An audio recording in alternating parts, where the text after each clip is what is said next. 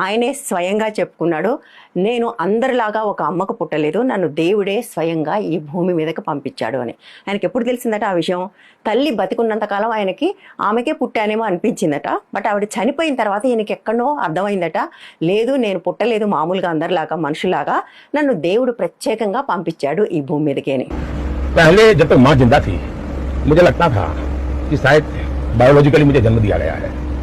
माँ के जाने के बाद इन सारे अनुभवों को मैं जोड़ करके देखता हूँ, मैं कन्विंस हो चुका हूँ कि परमात्मा ने मुझे भेजा है। ये ऊर्जा बायोलॉजिकल शरीर से नहीं मिली है। మామూలుగా ఈ మాట ఇంకెవరైనా అంటే మనం ఏమనుకుంటాం, పిచ్చోడు అనుకుంటాం. ఎందుకంటే ఇటువంటి పిచ్చోళ్ళు మన చుట్టూ చాలా మంది ఉంటారు. ఇటువంటి మాటలు చెప్పి బాబాలుగా స్వామీజీలుగా అవతారాలు ఎత్తి జనాల్ని మోసం చేసే వాళ్ళు కూడా మన చుట్టూ ఉంటారు. కానీ స్వయంగా ప్రధానే ఇట్లా మాట్లాడుతున్నప్పుడు బుర్రలో గుజ్జున్న వాళ్ళు ఎవరికైనా ఏమనిపిస్తుంది, ఇతనికి ఏమైనా మతి భ్రమించిందా అని అనిపించాలి. కానీ విషాదం ఏంటంటే ఈ దేశంలో అట్లా మతి భ్రమించిన వాళ్ళు అనేక లక్షల కోట్ల మంది ఉన్నారు.